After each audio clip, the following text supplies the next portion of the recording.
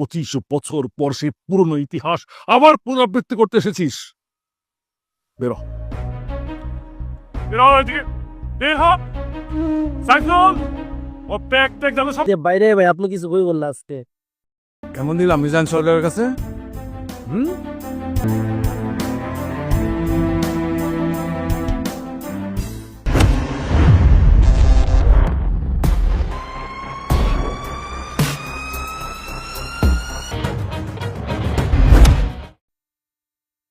মামা মামা আমি গাড়ি না আমি দৌ পুলিয়ে মারতেছে, তাড়াতাড়ি চলে না। কি কস? আমি তো না বলতেছি।